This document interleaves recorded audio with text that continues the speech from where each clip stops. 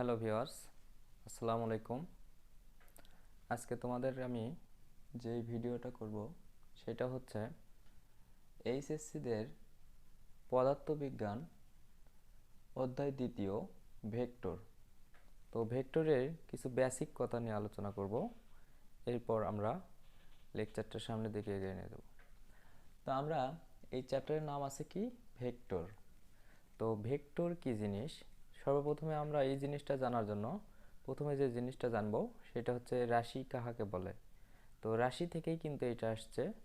Vector যেটা vector এটাও কিন্তু একটা রাশি। তো আমরা প্রথমে পদার্থবিজ্ঞান জানতে হলে আমাদের অবশ্যই কি জানতে হবে? রাশি। তাহলে রাশি কাকে বলে? ভেক্টরের ইংলিশ টার্মটা হচ্ছে ভেক্টর এবং রাশির যে ইংলিশ টার্ম সেটা হচ্ছে কোয়ান্টিটি। কোয়ান্টিটি। তো রাশি কাকে বলে? ভৌত জগতে যা কিছু পরিমাপ করা যায় সেইটাই হচ্ছে রাশি। ভৌত জগতে যা কিছু পরিমাপ করা যায় সেইটাই রাশি। তাহলে ভৌত জগতে পরিমাপ করা যায় কি কি?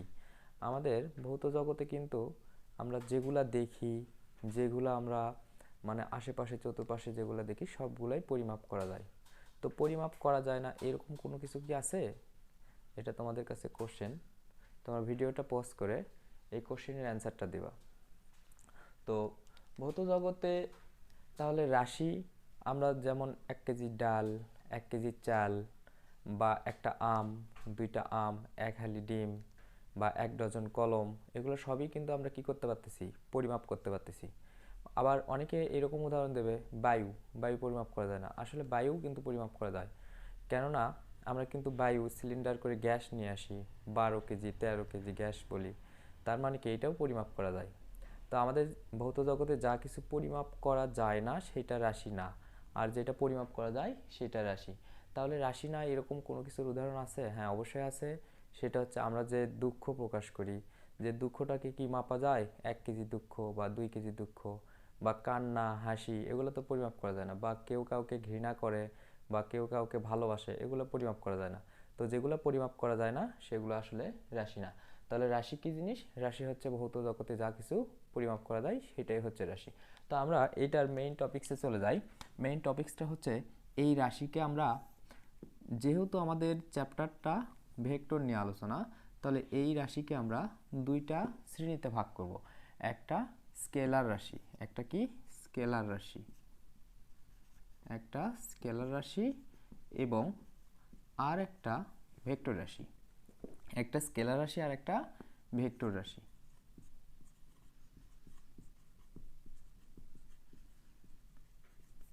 এখন স্কেলার রাশি কি?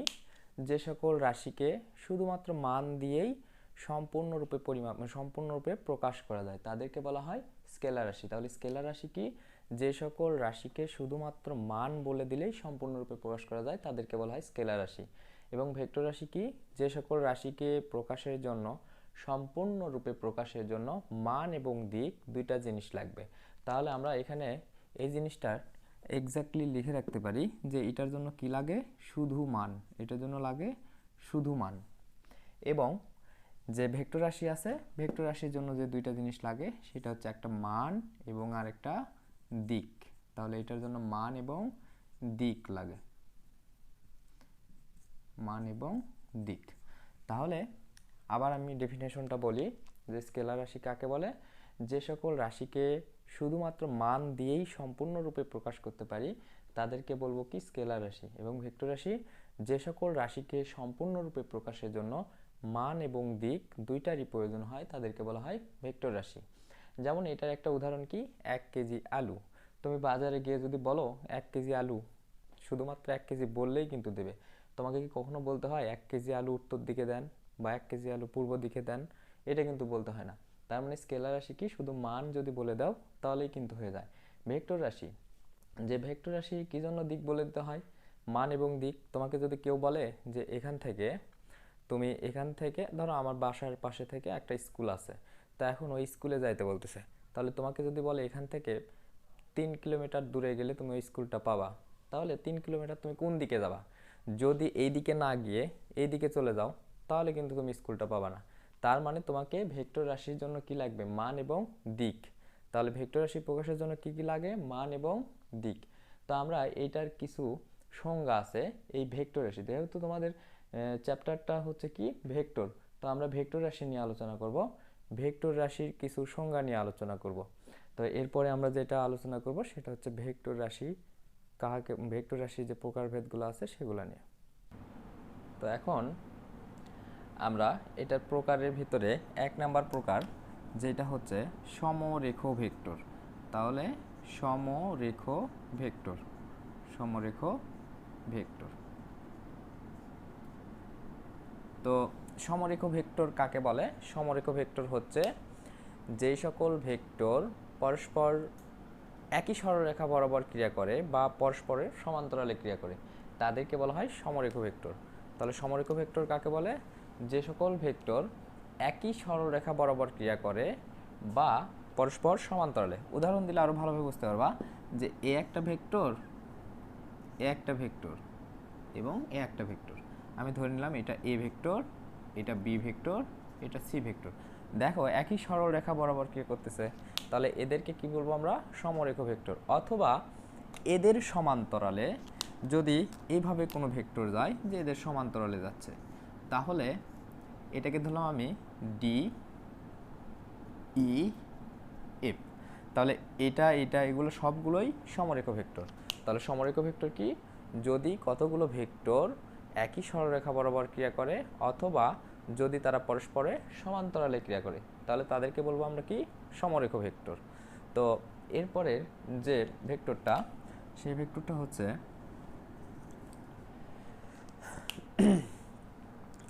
ধরো আমরা বিপরীত ভেক্টর নিয়ে আলোচনা করব। বিপরীত ভেক্টর।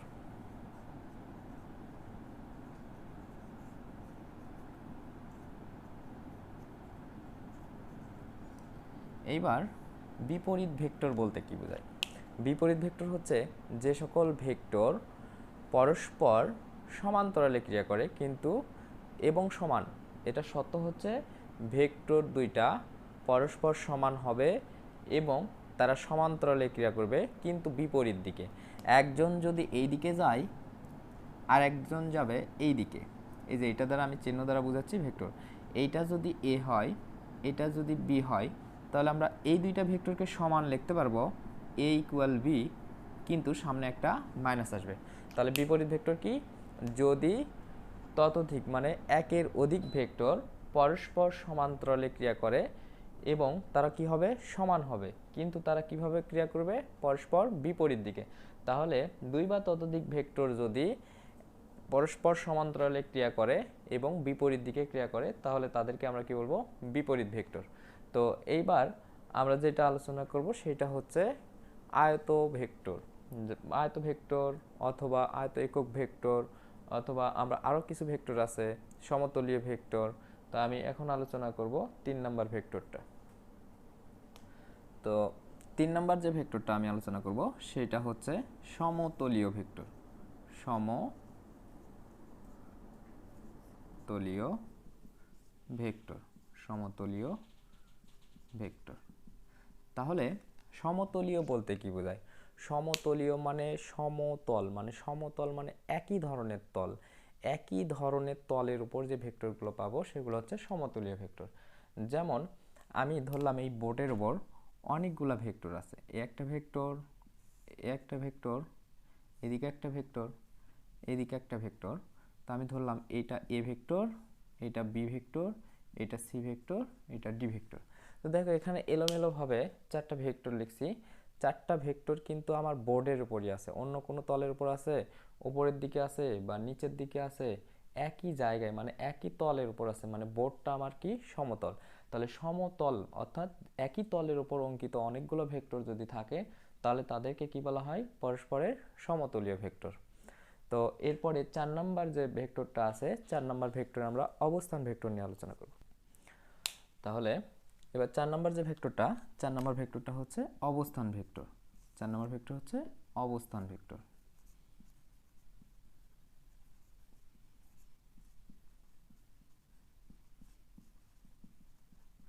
তোমরা এই ভেক্টরের উপর স্টার চিহ্ন দিয়ে রাখো, কারণ এই ভেক্টর নিয়ে আমাদের আবার মানে আবার যখন আমরা ওই যে সূত্রগুলো প্রতিপাদন করব এটা নিয়ে অনেকবার আলোচনা হবে। তো এই ভেক্টরটা জানা খুবই জরুরি যে অবস্থান ভেক্টর কি। এই অবস্থান ভেক্টরের আরও একটা নাম আছে, এটাকে বলা হয় রেডিয়াস ভেক্টর।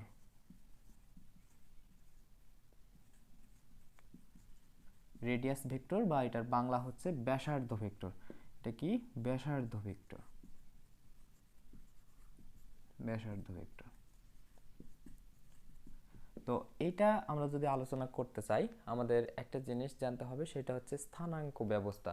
তা আমি ধরে নিচ্ছি তোমরা অবশ্যই স্থানাঙ্ক সম্পর্কে তোমাদের জ্ঞান আছে, এটা এসএসসিতে হায়ার ম্যাথে ছিল স্থানাঙ্ক ব্যবস্থা কি। তাহলে স্থানাঙ্ক হচ্ছে দ্বিমাত্রিক হয়, ত্রিমাত্রিক হয়। তো আমরা এখন যে অবস্থান ভেক্টরটা নির্ণয় করব এটার জন্য আমরা অবশ্যই কি ত্রিমাত্রিক স্থানাঙ্ক ব্যবস্থা বা দ্বিমাত্রিক স্থানাঙ্ক ব্যবস্থা বলবো। তো আমি দ্বিমাত্রিক স্থানাঙ্ক ব্যবস্থায় নিচ্ছি, যে এটা হচ্ছে এক্স অক্ষ আর এটা হচ্ছে ওয়াই অক্ষ। তাহলে এটার মূল বিন্দু কি? এটা না, এটা হচ্ছে মূল বিন্দু। মূল বিন্দু হচ্ছে 0 0। তাহলে এখানে আমরা বলবো যে দ্বিমাত্রিক বা ত্রিমাত্রিক স্থানাঙ্ক ব্যবস্থার মূল বিন্দুর সাপেক্ষে, এইটাও যদি না বলি আমরা আরো ইজিলি বলতে পারি, সেটা হচ্ছে প্রসঙ্গ কাঠামো। এটা একটা প্রসঙ্গ কাঠামো। তাহলে প্রসঙ্গ কাঠামোর মূল বিন্দুর সাপেক্ষে, প্রসঙ্গ কাঠামো, আমার কাছে এখানে একটা বিন্দু আছে, এই বিন্দুটাকে ধরলাম আমি পি বিন্দু। তাহলে প্রসঙ্গ কাঠামোর, এটা একটা প্রসঙ্গ কাঠামো, প্রসঙ্গ কাঠামোর মূল বিন্দুর সাপেক্ষে অন্য কোনো বিন্দুর অবস্থান নির্ণয়ের জন্য যে ভেক্টর ব্যবহার করা হয় সেটাকে বলা হয় অবস্থান ভেক্টর। তাহলে এই বিন্দুকে আমি আরো একটু কাছে নিয়ে আসলাম, এখানে নিয়ে আসলাম। তাহলে প্রসঙ্গ কাঠামো, এটা হচ্ছে প্রসঙ্গ কাঠামো। প্রসঙ্গ কাঠামোর মূল বিন্দুর সাপেক্ষে অন্য কোনো বিন্দুর অবস্থান নির্ণয়ের জন্য যে ভেক্টর ব্যবহার করা হয়, আমি এখান থেকে ওই বিন্দুটা অবস্থান নির্ণয়ের জন্য একটা ভেক্টর ব্যবহার করলাম, এই ভেক্টর। তাহলে এই ভেক্টরকে আমরা বলবো রেডিয়াস ভেক্টর বা ব্যাসার্ধ ভেক্টর বা অবস্থান ভেক্টর। তাহলে প্রসঙ্গ কাঠামোর মূল বিন্দুর সাপেক্ষে অন্য কোনো বিন্দুর অবস্থান নির্ণয়ের জন্য যেই ভেক্টর ব্যবহার করা হয় সেই ভেক্টরকে বলা হয় অবস্থান ভেক্টর। এটাকে আমরা কেন ব্যাসার্ধ ভেক্টর বললাম? আমরা যদি এইটুকুকে ব্যাসার্ধ ধরে নেই তাহলে এখানে কিন্তু আমরা একটা এখানে একটা কি সার্কেল দেখাতে পারি, এই জন্য এই ভেক্টরকে বলা হয় ব্যাসার্ধ ভেক্টর বা রেডিয়াস ভেক্টর। অনেক সময় তোমাদের পরীক্ষায় আসে রেডিয়াস ভেক্টর কি বা ব্যাসার্ধ ভেক্টর কি। অবস্থান ভেক্টর তোমার বইয়ে দেওয়া আছে কিন্তু রেডিয়াস ভেক্টর কিন্তু দেওয়া নাই। তাহলে রেডিয়াস ভেক্টর যেটা, ব্যাসার্ধ ভেক্টর একই কথা, অবস্থান ভেক্টর একই কথা। তাহলে প্রসঙ্গ কাঠামোর মূল বিন্দুর সাপেক্ষে অন্য কোনো বিন্দুর অবস্থান নির্ণয়ের জন্য যেই ভেক্টরটা ব্যবহার করা হয় সেই ভেক্টরকে বলা হয় কি? অবস্থান ভেক্টর বা রেডিয়াস ভেক্টর বা ব্যাসার্ধ ভেক্টর। এখন আমরা অন্য একটা ভেক্টর নিয়ে আলোচনা করব। তো আমরা এইবার 5 নম্বর যে ভেক্টরটা নিয়ে আলোচনা করব সেটা হচ্ছে শূন্য ভেক্টর। এটা হচ্ছে শূন্য ভেক্টর। আচ্ছা, শূন্য ভেক্টর কাকে বলে? যেই ভেক্টরের মান শূন্য, যে ভেক্টরের মান শূন্য তাকে বলা হয় শূন্য ভেক্টর। এখন তোমাদের মনে প্রশ্ন আসতে পারে, আচ্ছা শূন্য মানই যদি শূন্য হয় তাহলে তার দিক কেমনে থাকবে? দিক যদি না থাকে তাহলে ভেক্টর কেমনে হলো? শূন্য ভেক্টরের আসলে কোনো নির্দিষ্ট দিক আমরা নির্ণয় করতে পারি না। শূন্য ভেক্টর জাস্ট এটার মান হবে কি শূন্য, এর আগে দুইটা ভেক্টর ছিল সেই দুইটা ভেক্টরের যোগফলে আসলে 0 হয়।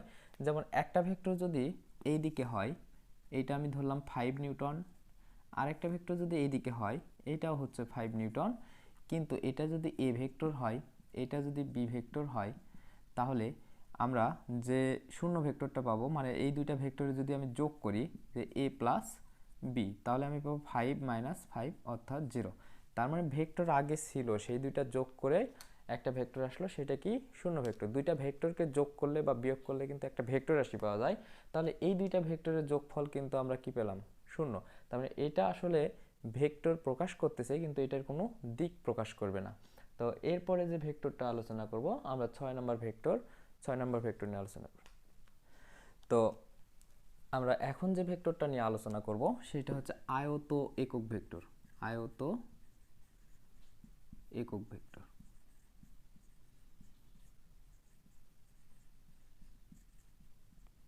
তো আয়ত একক ভেক্টর বলতে কি বোঝায়?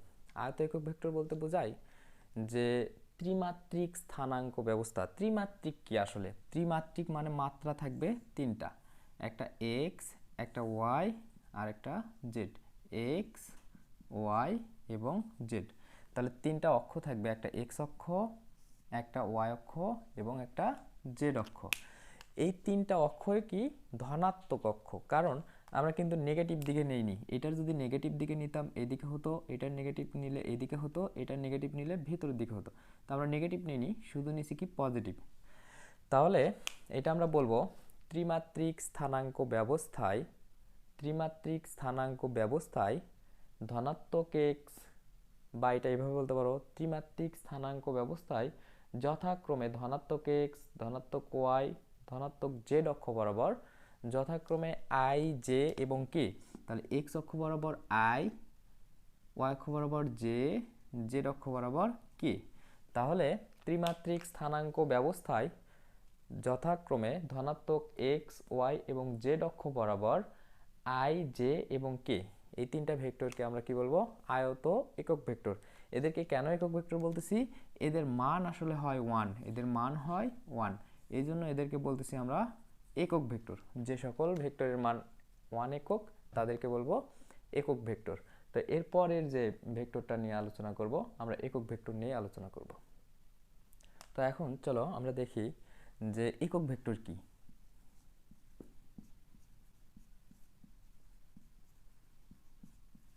একক ভেক্টর, যে সকল ভেক্টরের মান 1 একক তাদেরকে বলবো একক ভেক্টর। যে সকল ভেক্টরের মান 1 একক, ধরো আমার কাছে একটা ভেক্টর আছে যে আই ভেক্টর, এটার মান কত 1, তাহলে এটা একটা কি একক ভেক্টর। বা যে ভেক্টর এটার মান কত 1, তাহলে এটার মান যেহেতু 1, বা এ একটা ভেক্টর আছে এর মান কত 1, তাহলে এটাকে বলবো আমরা একক ভেক্টর। এরপরে যে ভেক্টরটা, এটা হচ্ছে সীমাবদ্ধ ভেক্টর। 8 নম্বরটা হচ্ছে সীমাবদ্ধ ভেক্টর। তাহলে সীমাবদ্ধ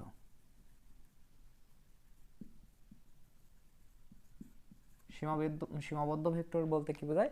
সীমাবদ্ধ ভেক্টর হচ্ছে যেই ভেক্টরের আদিবিন্দু নির্দিষ্ট। যেমন আমি ধরলাম এখানে একটা আদিবিন্দু থাকবে, কিন্তু এখান থেকে তুমি যে দিকে ইচ্ছা যেতে পারো, ধরো এইদিকে গেলা, তাহলে এই যে সীমাবদ্ধ হলো, তার মানে পাদবিন্দু বা আদিবিন্দু যদি একটা নির্দিষ্ট জায়গায় সীমাবদ্ধ থাকে তাহলে তাকে আমরা বলবো কি সীমাবদ্ধ ভেক্টর। এরপরে যে ভেক্টর, সেই ভেক্টরটা হচ্ছে বি সদিশ ভেক্টর। বি সদিশ ভেক্টর